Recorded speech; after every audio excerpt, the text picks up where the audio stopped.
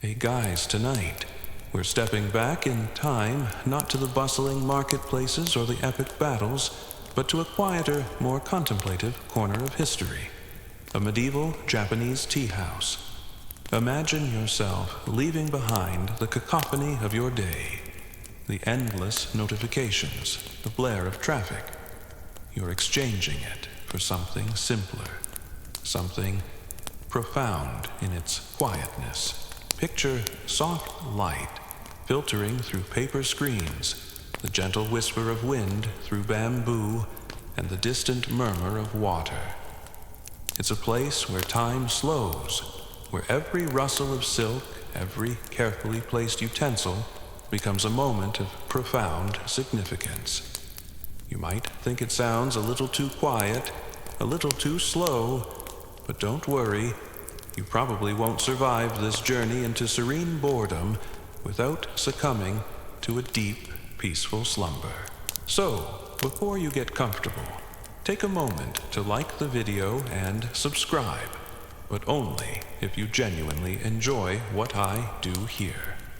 And, hey, if you're listening, drop a comment below with your location and local time. It's always wild to see where everyone's tuning in from. Now, dim the lights, maybe turn on a fan for that soft background hum, and let's ease into tonight's journey together. You find yourself standing on the verdant slopes of a Japanese mountainside, perhaps near an ancient temple, where the air is cool and damp. This isn't where tea truly began its global journey, but it's where it first began its quiet, transformative life in Japan. Before it became the elaborate ceremony we know today, tea was quite simply a medicine. Imagine Chinese monks centuries ago bringing tea seeds and leaves across the sea to Japan. They weren't thinking of delicate porcelain bowls or powdered green perfection. They were thinking of its practical uses. Tea was believed to be a tonic, a stimulant that could aid in meditation, keeping monks awake and focused during long hours of spiritual practice. So, you see the earliest tea plants not as vast plantations, but perhaps as small, unassuming bushes cultivated in the quiet corners of Buddhist temple gardens. It was a niche crop grown by a select few who understood its properties. This wasn't a daily beverage for the masses. It was a specialized aid for spiritual discipline. The preparation would have been rudimentary by later standards, perhaps boiling dried leaves or pressing them into cakes and grinding them. It would have been bitter potent and purely functional. One mainstream historical fact here, tea was introduced to Japan primarily by Buddhist monks returning from China during the Tang and Song dynasties, initially valued for its medicinal and stimulating properties. It was less about taste and more about staying awake for your Zen practice. Imagine a monk tired from hours of zazen, brewing a cup of this crude tea. He's not savoring its notes or appreciating its aroma. He's using it as a tool, a means to achieve a higher state of consciousness. It's almost a bit unromantic, isn't it? But this utilitarian beginning laid the groundwork for everything that came after. Without its perceived medicinal benefits, tea might never have gained a foothold in Japan. Here's a quirky or fringe tidbit. Some early Japanese records refer to tea not just as a medicine, but as a kind of elixir of immortality, which, while clearly an exaggeration, shows the high regard and almost mystical aura it held. Historians still argue whether the initial emphasis on tea's medicinal properties was a deliberate strategy by monks to promote its adoption, or simply its most obvious benefit in a society unfamiliar with the plant. Was it marketing or just good luck? The growth of tea's influence was slow but steady, tied directly to the spread of Zen Buddhism. As new temples were established, and Zen practices became more widespread among the elite, so too did the cultivation and use of tea. It wasn't about mass appeal yet. It was about focused, disciplined use within the confines of the monastery. And that quiet, meditative environment was the perfect crucible for tea to begin its transformation from a mere tonic into something far more profound. You're still nestled in the serene embrace of ancient Japan, having seen tea's humble, medicinal roots. Now, let's shift our focus to where tea truly began to blossom into a cultural phenomenon within the early Zen monasteries. Imagine walking through the hushed grounds of a sprawling temple complex, the air thick with the scent of incense and damp earth. Here, tea wasn't just a drink. It was an integral part of spiritual discipline, a tool for enlightenment.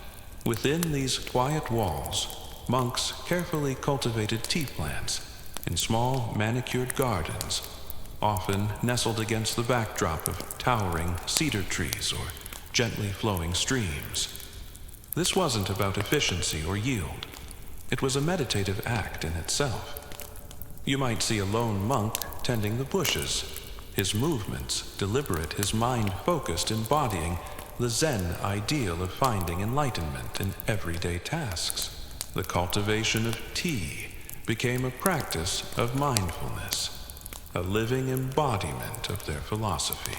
The tea harvested from these monastery gardens was then prepared and consumed in specific ritualized ways. It wasn't a casual pour. It was part of their daily spiritual routine. Imagine a group of monks gathered in a simple hall, perhaps at dawn, before a long session of meditation. The preparation of the tea would be precise. Each movement measured, each utensil handled with reverence. This wasn't about enjoyment in the modern sense. It was about focus, about clarity, about preparing the mind and body for the rigors of spiritual training. A mainstream historical fact here. The earliest detailed descriptions of tea preparation and consumption in Japan come from Zen Buddhist texts and practices, highlighting its role as a spiritual aid for concentration and endurance during meditation. It was the original energy drink for monks, but with a much calmer vibe. The tea itself, at this point, would have been primarily powdered tea, or matcha, a method also imported from China. Imagine grinding the dried tea leaves into a fine, vibrant green powder using a stone mill. This powder would then be whisked with hot water to create a frothy, potent brew. This method was far more intense than simply steeping leaves, delivering a more concentrated dose of caffeine and nutrients, perfectly suited for long hours of contemplation. Here's a quirky or fringe tidbit. Some Zen masters were said to have consumed tea not just for its stimulating effects, but also as a symbolic act of unity with the universe, with each sip representing a deeper connection to the present moment. It's like your morning coffee, but with significantly more profound existential implications. Historians still argue whether the elaborate rituals that later defined the tea ceremony developed organically within Zen monasteries, or if they were later formalized and aestheticized by secular tea masters. Did the monks invent the dance, or did the artists refine it? The influence of these early Zen monasteries on tea culture cannot be overstated. They were the initial cultivators, the early practitioners, and the first to integrate tea into a formalized spiritual context. The principles of simplicity, humility, and mindfulness that are central to Zen Buddhism became deeply embedded in the way tea was prepared and consumed. This quiet, disciplined environment nurtured tea from a simple medicine into a profound art form, laying the groundwork for the future of the tea ceremony. It was here in the stillness of the monastery, the tea found its true calling, transforming from a mere plant into a vehicle for spiritual insight. And as you imagine those serene scenes, you might find your own thoughts settling, drifting slowly into peace. You're still enveloped in the quietude of medieval Japan, perhaps sensing the lingering reverence for tea within the ancient Zen monasteries. Now, let's imagine a step beyond the purely monastic, towards a more refined aesthetic space, the creation of the first dedicated tea houses. Picture the gentle rustling of leaves and the distant murmur of a stream as you witness the very philosophy behind their construction. The tea house, or chashitsu, wasn't just a building. It was an embodiment of the principles of wabi-sabi, a worldview centered on the acceptance of transience and imperfection and the appreciation of simple, austere beauty. Imagine construction workers not with grand blueprints, but with an intuitive understanding of natural forms. They wouldn't use polished marble or gleaming lacquer. Instead, they would carefully select natural, unrefined materials, rough-hewn timber, bamboo mud plaster, and delicate paper screens shoji. The goal was to create a space that felt organic, a part of its natural surroundings, rather than imposing itself upon them. You'd see carpenters working with meticulous care, not trying to achieve perfect symmetry, but embracing the natural variations in the wood, the subtle textures of the mud walls. One mainstream historical fact here: the early tea houses were deliberately designed to be small and unassuming, reflecting the Zen ideals of humility and simplicity, and a conscious rejection of ostentatious displays of wealth. It was the ultimate minimalist interior design, long before minimalism was cool. Imagine the deliberate choice of a slightly crooked beam or a patch of uneven plaster. These weren't flaws to be corrected. They were celebrated imperfections, hints of the passage of time, an acceptance of nature's subtle artistry. The roof, often made of thatch or simple tiles, would blend seamlessly with the surrounding landscape. The size would be intimate, typically small, sometimes just a few tatami mats. This deliberate crampedness was meant to foster a sense of closeness and equality among guests, stripping away external status. Here's a quirky or fringe tidbit. Some tea houses were so small that guests had to crawl through a low, narrow entrance called a nijiriguchi, deliberately designed to humble even the highest-ranking samurai, forcing them to metaphorically shed their status before entering the sacred space. It was like a very polite, very spiritual bouncer. Historians still argue whether the extreme minimalism of early tea houses was solely a reflection of Zen aesthetics, or if it also stemmed from the practical realities of available resources during periods of social upheaval. Was it pure philosophy or a bit of necessity? The windows, often simple openings covered with translucent paper, would filter light, not blast it. They were designed to create a soft, diffused glow, inviting introspection rather than showcasing the external world. You wouldn't find elaborate carvings or vibrant colors. The beauty lay in the subtle interplay of light and shadow, the texture of the materials, and the quiet resonance of the space itself. The construction of a tea house was an act of profound contemplation, a physical manifestation of a philosophy. It was about creating a sanctuary, a haven from the chaos of the outside world, where the focus could be entirely on the present moment, on the simple act of preparing and sharing tea.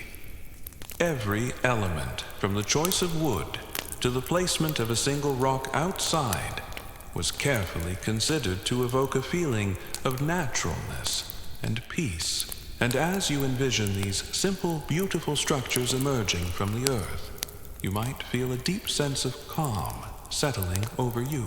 You're now standing just outside that rustic tea house, perhaps feeling a sense of anticipation for the tranquility within. But before you even cross the threshold, the experience truly begins with the tea garden path, known as the roji. Imagine stepping onto a path that isn't paved or grand, but instead crafted to gently guide your transition from the mundane world to the sacred space of the tea ceremony. This isn't just a walkway. It's a carefully designed outdoor space, a minimalist garden often meant to evoke the feeling of a mountain path leading to a hermit's dwelling. You'd see rough-hewn stepping stones deliberately placed a little unevenly, forcing you to slow your pace to pay attention to each step. Moss might cling to the stones, and dew might glisten on the surrounding ferns. This is the path of purification, both physical and mental. The roji is designed to strip away the distractions of the outside world, to prepare your mind for the quiet contemplation that awaits inside the tea house. You're meant to shed your worldly concerns with each deliberate step. One mainstream historical fact here: the roji typically features a stone basin sukubai with fresh water, where guests perform a symbolic cleansing of their hands and mouths before entering the tea house, symbolizing the purification of mind and body. It's like washing away all your worries before the main event. As you walk, your senses become heightened. You hear the gentle drip of water, the soft crunch of gravel, the subtle rustle of leaves. You smell the damp earth, the clean air. The sounds of the everyday world recede, replaced by the quiet symphony of nature. There might be a stone lantern casting a soft, ethereal glow, guiding your way, especially if the ceremony is held at dusk. Here's a quirky or fringe tidbit. Some roji designs incorporate a small hidden gate or a screen that conceals the tea house from immediate view, creating a sense of discovery and surprise as you finally approach the entrance. It's like unwrapping a present, but for your soul. Historians still argue whether the design of the roji, with its emphasis on natural imperfection, was a direct influence of early Zen gardens, or if it developed concurrently as an integral part of the emerging tea ceremony aesthetic. Did the garden inspire the path, or did the path become a garden? The vegetation in the roji is always understated. Moss ferns, simple shrubs, perhaps a few carefully pruned pines. Nothing is flashy or overtly ornamental. The beauty lies in its naturalness, its subtle textures, its quiet invitation to introspection. You won't find riotous blooms or dramatic water features. Everything is designed to soothe and prepare. The path might meander not in a direct line, but with gentle curves, further encouraging a slower pace and a mindful awareness of your surroundings. Each bend, each arrangement of stones is deliberately composed to create a harmonious flow, a subtle visual poetry.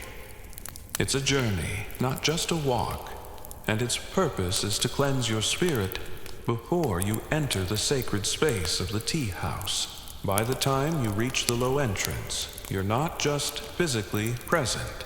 Your mind is already beginning to settle, ready for the ritual of tea. You've humbly navigated the roji, cleansing your hands and mouth, leaving the outside world behind. Now you've crawled through the Nijiriguchi, the low, humble entrance, and you find yourself inside the wabi-sabi sanctuary of the tea house. The feeling is immediate and profound, one of austere beauty, quiet minimalism, and a deep sense of peace. The first thing you notice is the light. It's not harsh or direct, but soft, diffused, filtering gently through the paper, shoji screens that form the walls. This creates a serene, almost ethereal atmosphere, where shadows dance subtly, and every object seems to glow with an inner luminescence. The air is still perhaps carrying a faint earthy scent from the mud walls or the tatami mats. The interior is surprisingly minimalist.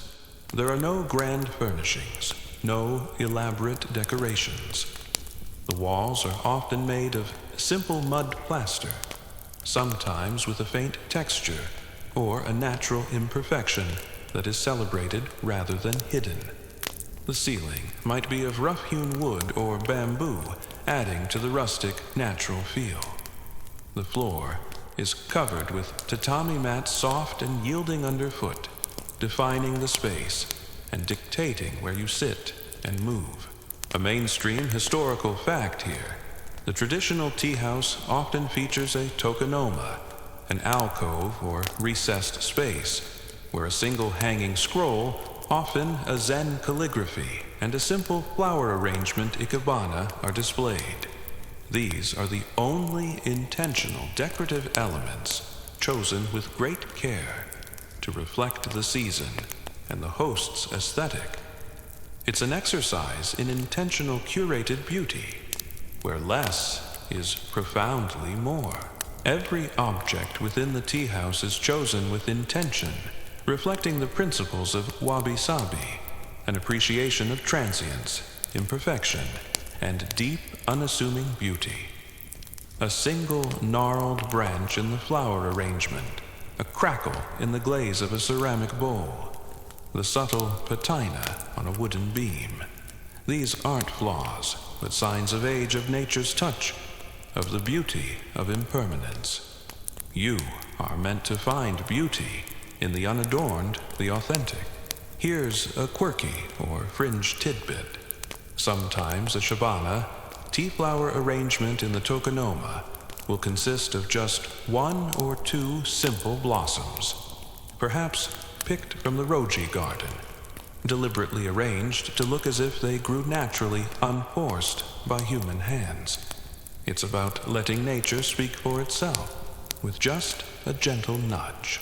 Historians still argue whether the evolution of the tea house interior towards such extreme minimalism was a direct outgrowth of Zen aesthetic principles, or if it was also a political statement, a rejection of the lavish and materialistic tastes of the ruling samurai class. Was it spiritual or subtle defiance? The silence within the tea house is palpable, broken only by the gentle sounds of the ceremony itself. The soft scrape of a bamboo scoop, the whisking of tea, the gentle splash of water. This quietness is not empty.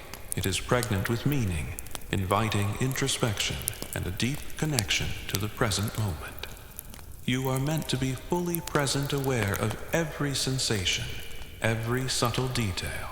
Sitting on the tatami, you feel grounded, connected to the earth. The low height of the ceiling fosters a sense of intimacy and humility. The absence of clutter allows your mind to quiet, to focus on the ritual unfolding before you. The tea house becomes a microcosm of the universe, a space where inner peace can be cultivated even amidst external chaos. It's a powerful lesson in finding richness in simplicity. And as you soak in its quiet beauty, you might feel your own inner landscape becoming still. You're sitting comfortably on the tatami within the tranquil tea house eyes, adjusting to the soft light filtering through the shoji screens. Now, your attention turns to the silent protagonists of the tea ceremony, the tools of tranquility. These aren't just mere utensils. They are sacred objects, each imbued with a history, a purpose, and an aesthetic that speaks volumes about the philosophy of tea. Imagine the host moving with quiet grace, selecting each item. There's the chawan, the tea bowl. It's often made of ceramic, perhaps a simple earthy raku ware bowl. Its irregular shape and rough texture, reflecting the wabi-sabi aesthetic we discussed. You notice the subtle imperfections in its glaze, the unique way it fits into the host's hands. Each chawan is unique, chosen for its beauty, its feel, and its connection to the season. It's not about perfect symmetry. It's about character. Then there's the chasen the bamboo whisk. Its delicate prongs carved from a single piece of bamboo are designed to whisk the powdered matcha into a frothy, vibrant green liquid. You can almost hear the soft, rhythmic swish-swish as the host prepares the tea. It's a tool of precision, yet also of natural beauty.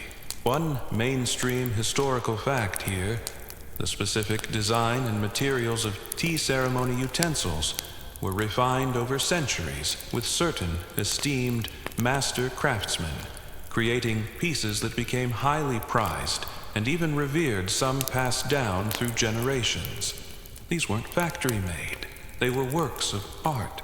Next, the chashaku, the bamboo scoop delicately carved to measure the precise amount of matcha. Its simplicity belies its importance. Every gesture with this scoop is part of the choreographed dance of the ceremony. You might also see the natsume, a small, elegant lacquer container holding the powdered tea, its dark, smooth surface, often reflecting the soft light. Here's a quirky or fringe tidbit.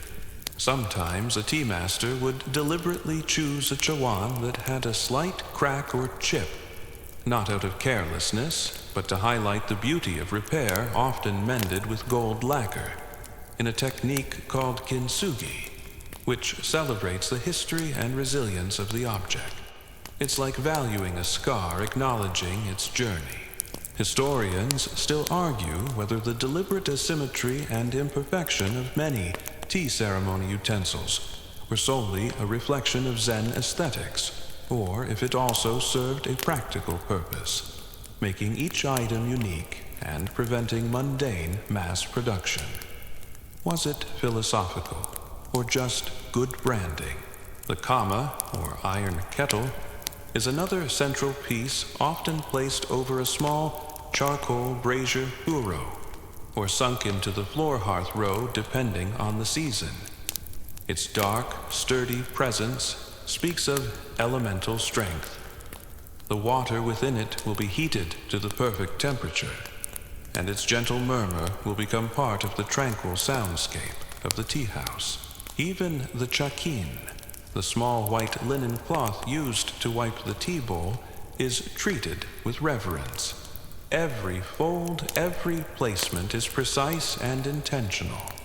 It's a reminder that no detail is too small, no object too humble to be treated with respect and mindfulness. These tools are not just functional. They are conduits for the philosophy of tea. Their materials are natural, their forms often simple and unadorned, inviting you to find beauty in their quiet utility. As you observe each tool being handled with such care and precision, you begin to understand that the tea ceremony isn't just about drinking tea. It's about appreciating every single element, every single moment that contributes to the experience. And as your eyes linger on these humble yet profound objects, you might find your own appreciation for simplicity deepening. You're still there, absorbed by the quiet dignity of the tea house, the exquisite simplicity of each utensil. Now, let's focus on the very essence of the ceremony water fire and the kettle song. These are the elemental forces at play, not just providing heat and moisture, but contributing to the deeply meditative atmosphere of the tea ceremony. Imagine the soft, almost imperceptible sound of the host stoking a few pieces of charcoal in the brazier furrow or the hearth row. The glowing embers cast a gentle warm light, their faint crackle a counterpoint to the overall silence. Fire is not just a source of heat here. It is a primal element carefully controlled, symbolizing transformation and the warmth of human connection. The host's movements are precise. ensuring the fire burns steadily, creating the perfect environment for the water. Then there's the kama, the iron kettle. It sits patiently over the coals, its dark, robust form a stark contrast to the delicate tea bowls. As the water within it begins to heat, a new sound emerges, a subtle, almost musical hum. This isn't the roaring boil of a modern electric kettle. It's a soft, rhythmic whisper, gradually building in intensity. This is the kettle's song, a cherished element of the tea ceremony, a mainstream historical fact here. The sound of the water boiling in the iron kettle known as Matsukaze pine wind was deeply appreciated by tea masters for its soothing natural quality, often compared to the sound of wind rustling through pine trees. It was a form of ambient sound designed to deepen the meditative experience long before anyone thought of white noise machines. As the water heats, the sound becomes more distinct. A gentle gurgle, a soft hiss, a steady shh. You find yourself listening intently, your focus drawn to this simple, natural sound. It's incredibly calming, almost hypnotic, drawing you further into the present moment. The temperature of the water is crucial for preparing matcha perfectly, and the master knows by sound and subtle steam how ready the water is. The water itself is not just any water. It is carefully chosen, often from a pure, natural source, emphasizing its pristine quality. It's the life-giving element transforming the powdered tea into a nourishing beverage. The interaction of water and fire creating the perfect warmth is a central theme in the tea ceremony, representing balance and harmony. Here's a quirky or fringe tidbit. Some very old kama kettles are said to have unique songs due to their individual shape and the way the iron conducts heat, making them prized possessions passed down through generations of tea masters. It's like every kettle has its own personal melody. Historians still argue whether the aesthetic appreciation for the kettle's sound developed organically from Zen meditation practices, or if it was consciously cultivated by tea masters as another layer of sensory refinement in the ceremony. Did they hear the wind, or did they make the wind? The preparation of the tea is a dance of elements. The fire provides the warmth, the water brings the life, and together, guided by the host, they create the perfect brew. There's a profound simplicity in this elemental interaction, a reminder that the most essential things in life often stem from the most basic forces.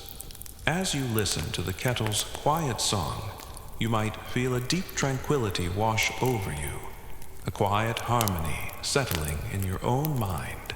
You're sitting there captivated by the subtle interplay of water and fire, the kettle's soft song still echoing in the tranquil tea house. Now, let's hone in on the heart of the matter, the meticulous process of preparing powdered green tea, or matcha, whisked to perfection. This isn't just brewing. It's an art form, a dance of precision and mindfulness. Imagine the host kneeling before the kettle, their movements deliberate and graceful. First, the chawan. The tea bowl is warmed by pouring a small amount of hot water into it, then swirling it gently before discarding the water and carefully wiping the bowl with the chakin. This prepares the bowl both physically and symbolically to receive the precious tea. Next, the host takes the natsume, the lacquer tea caddy, and with the chashaku, the bamboo scoop, carefully places 2 or 3 scoops of vibrant green matcha powder into the warmed bowl. You might notice the deep, almost emerald hue of the powder, a testament to the quality of the tea leaves grown in shade and stone ground to a fine consistency. One mainstream historical fact here, the traditional method of preparing matcha involves using specific tools and precise movements which have been preserved for centuries, emphasizing the aesthetic and meditative aspects of the process. It's a culinary ritual, not a casual preparation. Then comes the most iconic part, the whisking. The host adds a small amount of hot but not boiling water from the kettle to the matcha powder. With the chasen, the bamboo whisk, they begin to whisk the mixture with incredible speed and energy, moving their wrist in a quick M or W motion. The goal isn't just to dissolve the powder, but to create a thick, frothy, vibrant green liquid. You can hear the soft, rhythmic swish, swish, swish of the bamboo bristles against the ceramic bowl, a hypnotic sound that fills the quiet space. The frothing is crucial. A perfectly whisked bowl of matcha will have a fine, creamy foam on top like a delicate cloud. This foam contributes to the smooth mouthfeel and the visual appeal of the tea. It takes immense practice and skill to achieve this, consistently ensuring no lumps remain. And the tea is perfectly aerated. Here's a quirky or fringe tidbit. Some tea masters are so sensitive to the whisking process that they can tell if an apprentice is stressed or hurried simply by the sound of their whisking and the quality of the foam.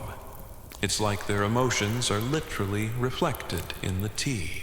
Historians still argue whether the elaborate whisking technique for matcha was developed primarily for its aesthetic appeal and the creation of foam, or if it served a more practical purpose in ensuring proper dissolution and aeration of the tea powder. Was it for beauty or for better blending? Once the tea is perfectly whisked, the host gently turns the bowl, ensuring the most beautiful side faces the guest before carefully presenting it. Every movement from the scooping to the whisking to the presentation is a silent, choreographed dance executed with mindfulness and respect. It's a testament to the idea that even the simplest act can be elevated to an art form through dedication and precision. The powdered green tea matcha is not just a beverage. It's a concentration of the plant's essence, offering a unique flavor profile, often described as umami, slightly bitter and sweet, along with a gentle, sustained energy.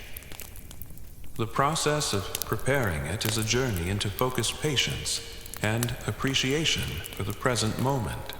And as you watch this meticulous preparation, you might feel a growing stillness within yourself, a quiet anticipation for the moment of tasting. You're completely engrossed watching the precise, almost balletic movements of the host preparing the matcha. Now, let's turn our attention to the silent language of the tea ceremony etiquette, a dance of serenity. Every gesture, every slight bow, every placement of an object is imbued with meaning, creating a harmonious and respectful interaction between host and guest. Imagine the atmosphere of quiet reverence that pervades the tea house. There's no loud chatter, no hurried movements. Instead, a sense of deliberate calm dictates every action.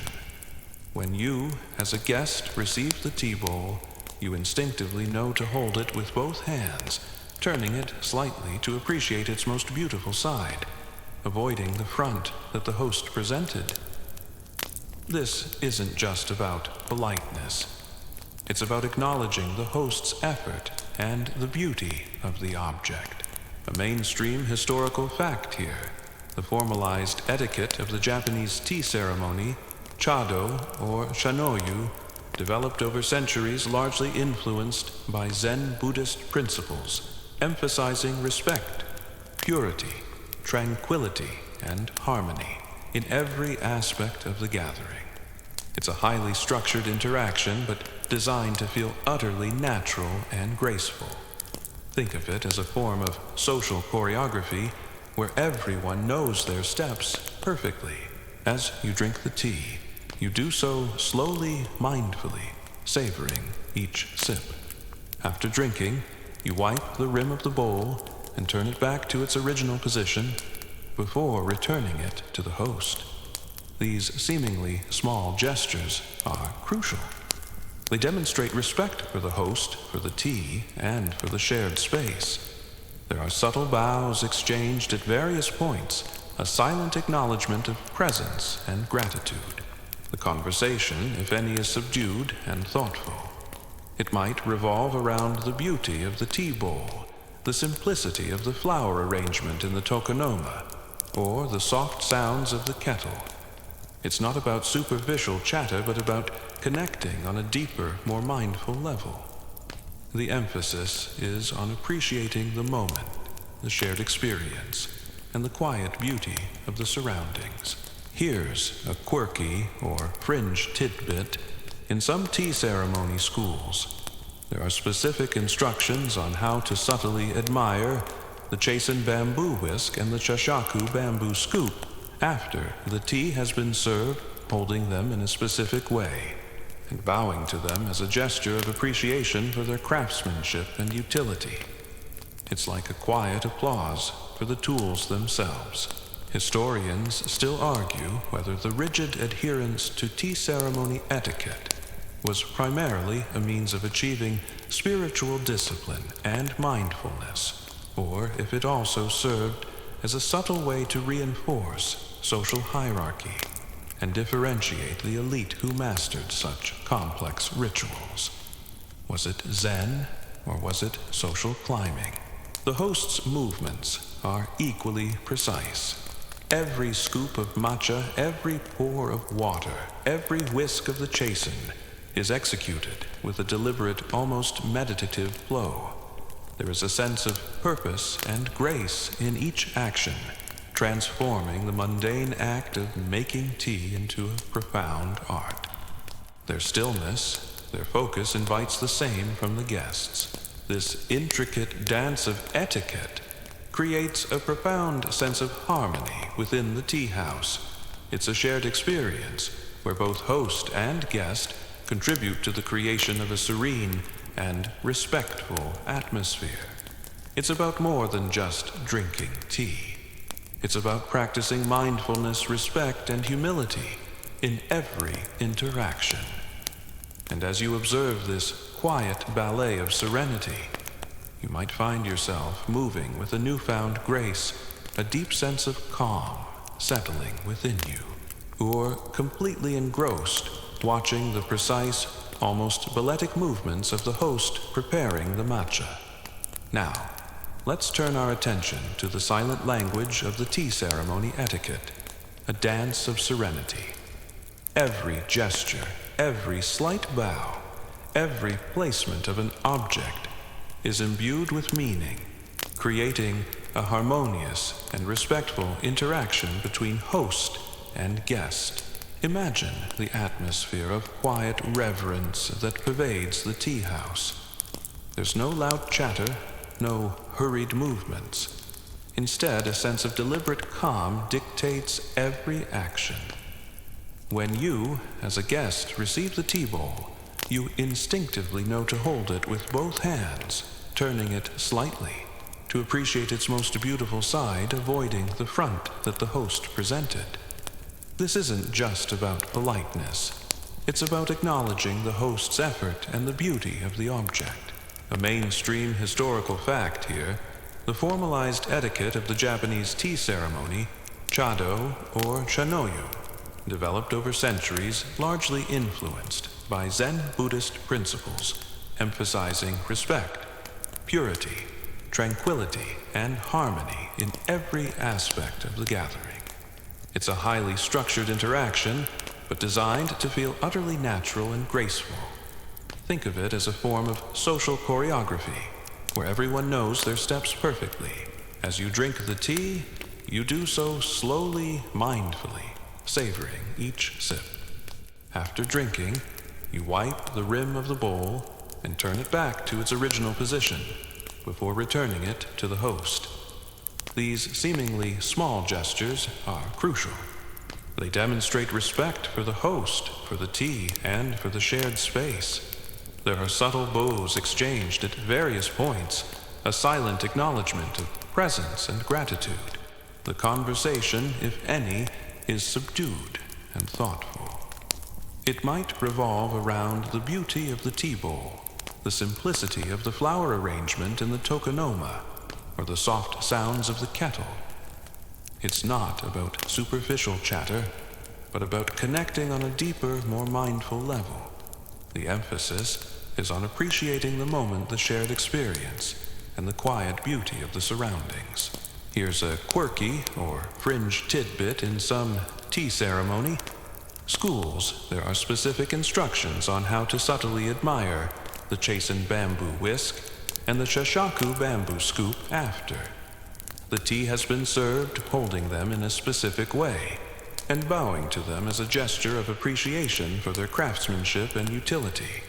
It's like a quiet applause for the tools themselves. Historians still argue whether the rigid adherence to tea ceremony etiquette was primarily a means of achieving spiritual discipline and mindfulness, or if it also served as a subtle way to reinforce social hierarchy and differentiate the elite who mastered such complex rituals. Was it Zen, or was it social climbing? The host's movements are equally precise. Every scoop of matcha, every pour of water, every whisk of the chasen is executed with a deliberate, almost meditative flow. There is a sense of purpose and grace in each action, transforming the mundane act of making tea into a profound art. Their stillness, their focus invites the same from the guests. This intricate dance of etiquette creates a profound sense of harmony within the tea house. It's a shared experience where both host and guest contribute to the creation of a serene and respectful atmosphere. It's about more than just drinking tea. It's about practicing mindfulness, respect, and humility in every interaction. And as you observe this quiet ballet of serenity, you might find yourself moving with a newfound grace, a deep sense of calm settling within you. You're still sitting there, completely absorbed by the quiet dignity of the tea house and the exquisite simplicity of each utensil. Your eyes trace the subtle patterns of the tatami mats, and your ears are attuned to the gentle sounds of the ceremony.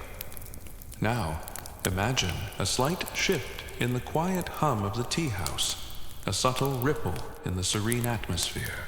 We are turning our attention to the moment when guests arrive, a brief escape from the outside world, into the carefully curated tranquility of the tea house. Picture yourself as the host, sensing the first subtle stirrings of presence on the roji, leading to the tea house. You don't hear loud voices or hurried footsteps. Instead, it's a gentle crunch of gravel, a soft rustle of silk garments, indicating the approach of your esteemed guests. They move with an inherent understanding of the space, aware that the journey to the tea house is as much a part of the ceremony as the tea itself. They will walk slowly, mindfully, allowing the carefully designed path to prepare their spirits. As they reach the tea house, they won't simply walk in. They will perform a quiet purification at the tsukubai, the stone basin, washing their hands and rinsing their mouths. This is a symbolic act, shedding the dust and concerns of the outer world before entering a sanctuary of peace. Then they will approach the nijiriguchi, the low, humble entrance. Each guest, regardless of their social standing outside, will crouch and crawl through this small opening. It's a deliberate act of humility, a symbolic shedding of ego and status, ensuring everyone enters the tea house on equal footing. A mainstream historical fact here: the Nijiriguchi was intentionally designed to be small, forcing even the highest-ranking samurai to humble themselves and bow before entering, reinforcing the tea ceremony's emphasis on equality within the sacred space. It was a physical manifestation of putting aside worldly distinctions. Once inside, the guests arranged themselves on the tatami mats, their movements quiet and respectful. There might be a hushed exchange of greetings, a subtle bow from the host, a quiet acknowledgement of presence from the guests. The initial silence is not awkward. It's a pregnant pause filled with anticipation and mutual respect. Any conversation that follows is subdued and thoughtful, focusing on the beauty of the tokonoma display a seasonal flower, or the soft light filtering through the shoji screens. This isn't the place for boisterous chatter or discussions of daily concerns. Here's a quirky or fringe tidbit.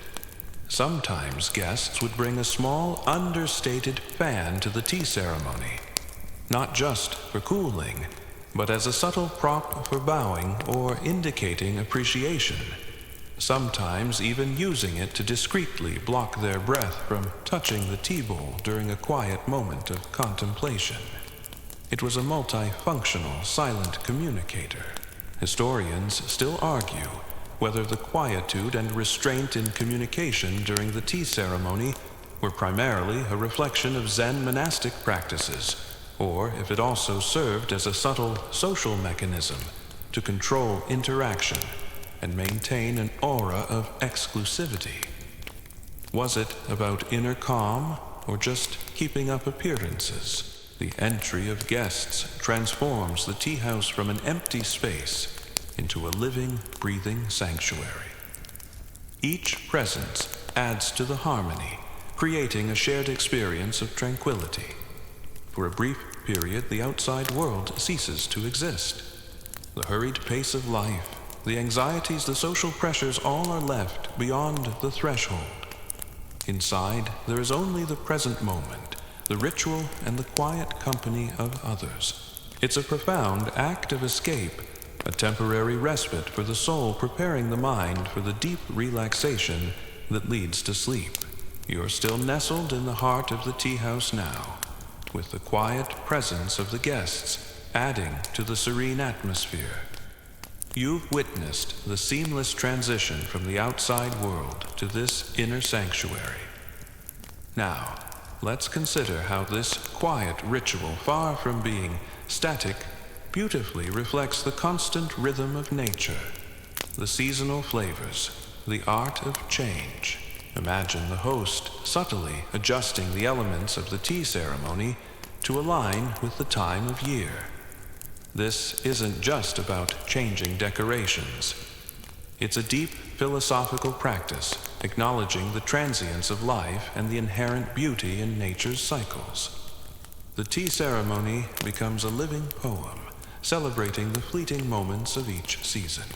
In spring, you might see the Chawan tea bowl chosen for its lighter, more vibrant colors, perhaps reflecting the fresh green of new growth.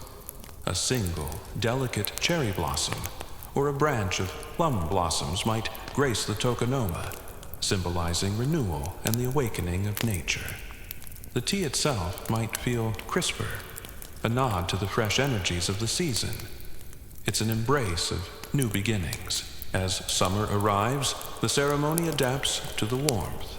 The chawan might be wider and shallower, allowing the tea to cool more quickly, offering a refreshing sensation. The furo brazier might be used instead of the row hearth to keep the heat contained. The flower arrangement could feature cool-toned leaves or a single simple bloom like a morning glory, evoking a sense of coolness and tranquility. It's about finding peace in the heat, an appreciation for shade and quiet moments. A mainstream historical fact here. The meticulous selection of seasonal themes for every aspect of the tea ceremony, from the specific type of tea to the design of the hanging scroll and the confectionery served, is a hallmark of Chado, allowing participants to deeply connect with the flow of time and the ephemeral beauty of the natural world. It's a living calendar experienced through taste, sight, and touch. Moving into autumn, the atmosphere subtly shifts towards contemplation and the beauty of decay. The Chawan might be deeper, its glazes richer, reflecting the vibrant reds and golds of autumn leaves. The Chabana flower arrangement could feature a single gnarled branch or muted chrysanthemums acknowledging the approaching stillness. The accompanying wagashi Japanese sweets might incorporate seasonal ingredients like chestnuts or persimmons, offering a comforting sweetness. It's a celebration of abundance, yet a poignant reminder of impermanence. And finally, winter brings a profound sense of wabi-sabi to the forefront. The tea house might feel even cozier with the row hearth sunk into the floor, providing central warmth. The chawan could be a dark, rustic piece, designed to hold heat. The chabana might be a stark, elegant branch, or a single evergreen symbolizing resilience and endurance amidst the cold. The focus becomes more internal, a deep appreciation for warmth, simplicity, and the quiet strength of life. Here's a quirky or fringe tidbit. Some very old tea ceremony texts describe specific methods for collecting snow water to be melted and used for winter tea ceremonies, believing it had a unique purity and softness that enhanced the tea's flavor. It's an extreme dedication to seasonal perfection. Historians still argue whether the emphasis on seasonal changes in the tea ceremony was an organic evolution driven by aesthetic appreciation, or if it was also a way to subtly reinforce the passage of time and the Buddhist concept of impermanence for participants. Was it simply beautiful, or was it a spiritual lesson? This continuous dance with the seasons underscores the core philosophy of the tea ceremony, finding beauty in impermanence, appreciating the present moment and living in harmony with nature's ebb and flow. It's a subtle, yet powerful reminder that everything is subject to change, and the true beauty often lies in embracing that fleeting quality. As you sense these gentle seasonal transitions within the tea house, you might feel your own mind settling into a natural, tranquil rhythm ready for sleep. You're still there, your senses attuned to the subtle beauty of the tea house, where every seasonal shift is honored. We've witnessed the guests arriving, the meticulous preparation, and the refined etiquette. Now, let's delve into the figures who truly embodied and preserved this delicate art form, the tea masters, custodians of calm. These weren't just skilled individuals. They were living repositories of tradition philosophy and an almost spiritual dedication to the way of tea. Imagine an individual whose every movement exudes grace, precision, and an almost palpable inner stillness. This is a tea master chajin, or sensei, someone who has dedicated decades, often an entire lifetime, to the study and practice of chado, the way of tea. They're not merely hosts. They are guides, leading their guests on a journey of mindfulness and aesthetic appreciation. Their hands, though perhaps aged, move with an effortless fluidity, the result of countless hours of disciplined practice. Becoming a tea master is a long and arduous path, requiring not just technical proficiency in preparing tea, but also a deep understanding of Zen Buddhism, Japanese aesthetics, literature history, ceramics, and horticulture. They must master the subtle nuances of selecting utensils, arranging flowers chabana, and creating the perfect atmosphere. It's like being a concert conductor, a chef, and a philosopher all rolled into one, but in a very quiet way. A mainstream historical fact here. Historical figures like Sen no Rikyu, 1522-1591, are revered as foundational tea masters who codified the principles of wabi-sabi within the tea ceremony, shaping it into the profound art form it is today. His influence was so immense that his teachings continue to be central to the three main schools of Tea, Omotesenke Urasenke, and Mushakoji Senke. He literally laid the groundwork for how you'd experience tea even today. The tea master serves as a bridge between the ancient traditions and the present moment. They meticulously preserve the centuries-old rituals, the specific ways of handling each utensil, the precise order of operations. But they also bring their own unique understanding and spirit to each ceremony, making it a fresh, unrepeatable experience. Their role extends beyond mere instruction. They cultivate an environment where guests can truly connect with the essence of tea. Here's a quirky or fringe tidbit. Some legendary tea masters were known for their ability to perfectly anticipate the mood or unspoken needs of their guests, choosing specific utensils or making subtle adjustments to the ceremony that would resonate deeply with that individual. It was an almost psychic level of hospitality, a profound empathy expressed through tea. Historians still argue whether the veneration of tea masters was primarily due to their spiritual enlightenment and aesthetic genius, or if their social influence and political connections during turbulent periods in Japanese history also played a significant role in their renown. Were they truly enlightened or just well-connected? The presence of a tea master instills a sense of profound calm and respect within the tea house. Their quiet authority is not imposing, but inviting. They embody the principles of harmony, reverence, purity, and tranquility that are the cornerstones of Chado. Through their disciplined practice and unwavering dedication, they become living examples of these ideals. For guests, the opportunity to partake in a ceremony led by a true tea master is a rare privilege. It's a chance to learn to observe and to experience a moment of profound beauty and introspection, guided by an expert hand. The tea master isn't seeking applause. They are seeking to create a space where beauty, peace, and spiritual insight can flourish. As you imagine the serene and deeply knowledgeable presence of such a custodian of calm, you might feel a gentle peace settling over you, a quiet reverence for mastery in its purest form. You're still gently breathing in the quiet atmosphere of the tea house, perhaps feeling the calming influence of the tea master's presence.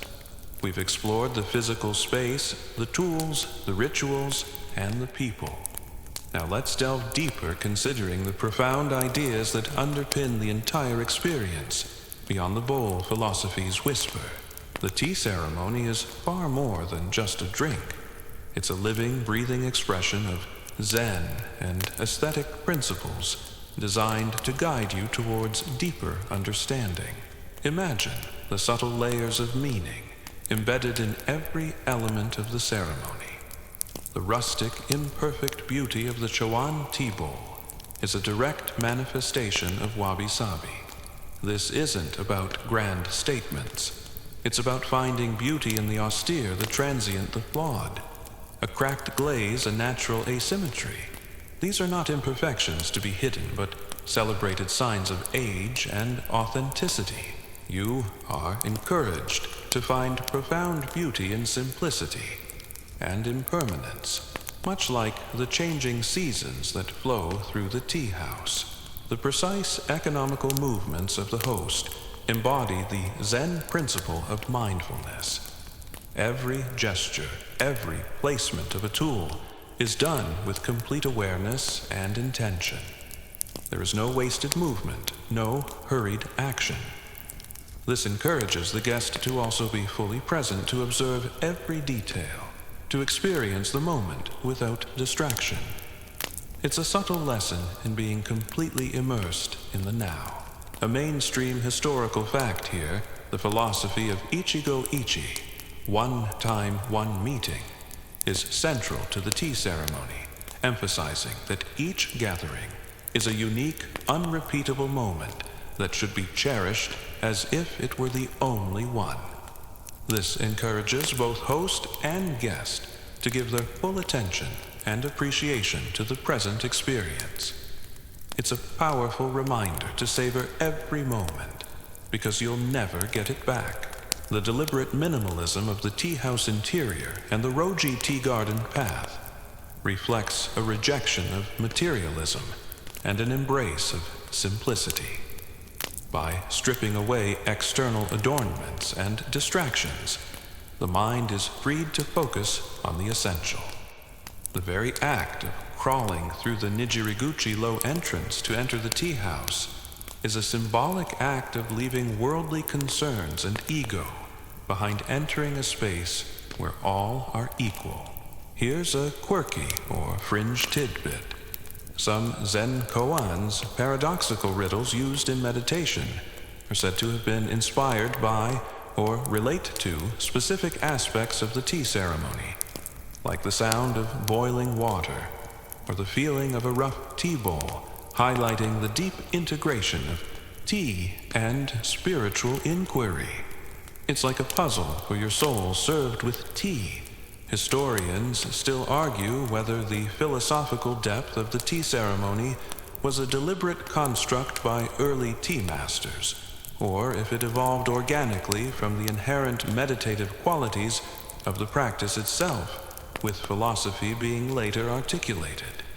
Did they design the philosophy, or did the philosophy emerge from the practice? The harmony achieved in the tea ceremony, the balance between host and guest, between the elements of water and fire, between the rustic and the refined, speaks to the pursuit of harmony, wa.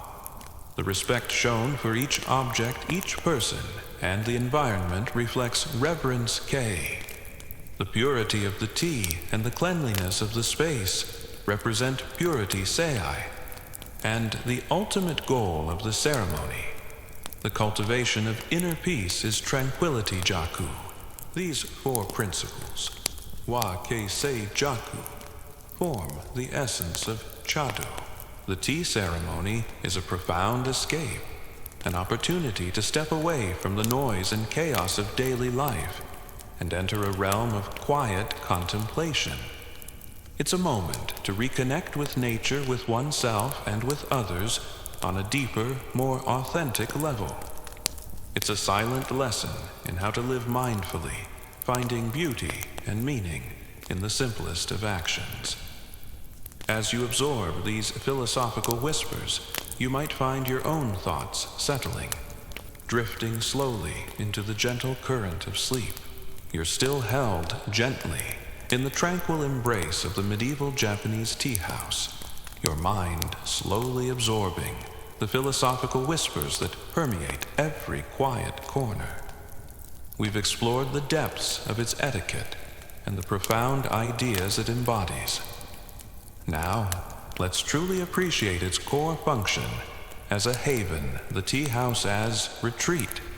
It was and remains a meticulously crafted sanctuary from the relentless demands of the outside world.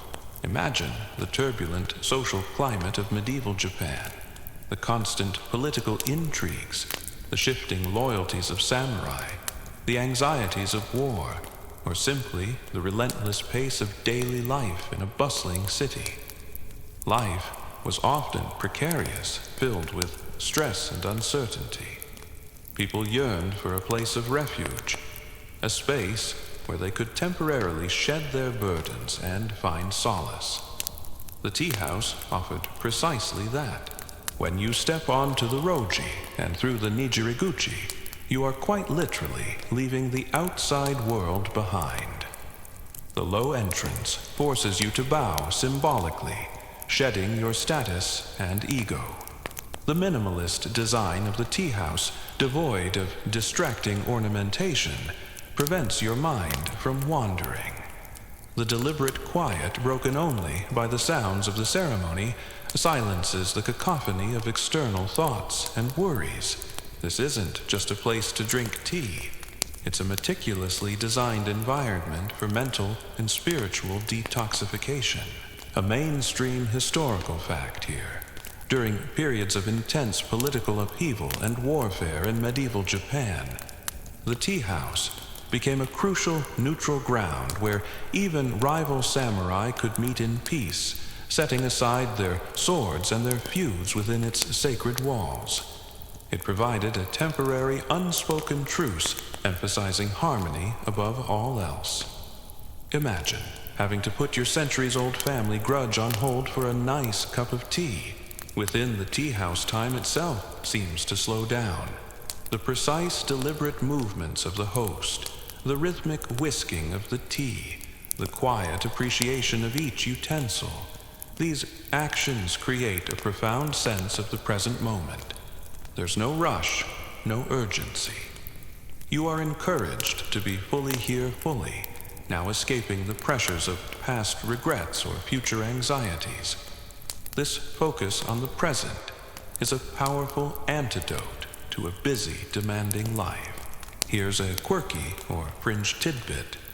Some historical accounts describe tea masters offering solace and psychological comfort to their guests during times of great personal or national turmoil, using the tea ceremony as a form of therapeutic escape and a reminder of enduring beauty amidst chaos. They were part spiritual guide, part therapist, all while making tea.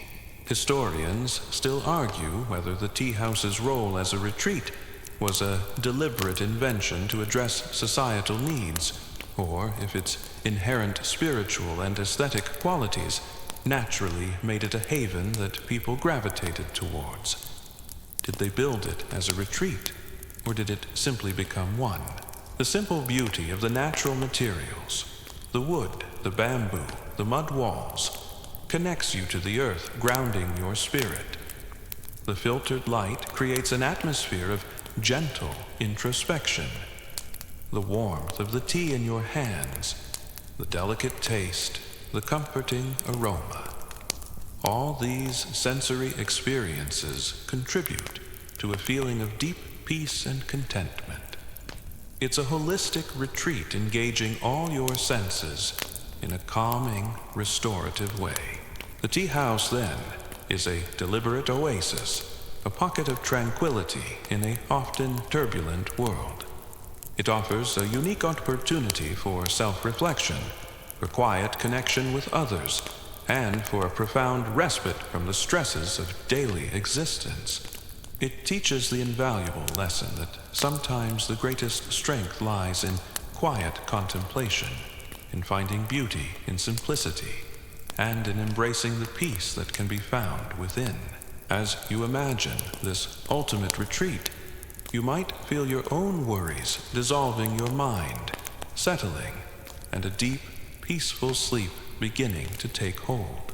The ancient tea house has quieted, the subtle scent of matcha has faded, and the gentle whisper of the kettle's song now exists only in the tranquil corners of your mind. Your journey through the quiet world of the medieval Japanese tea ceremony has come to a peaceful close. Imagine the soft glow of a distant lantern, the subtle beauty of a single flower arrangement, and the enduring harmony of the space. Let the details of those long-ago days, the mindful movements of the tea master, and the profound simplicity of their art blend into the background.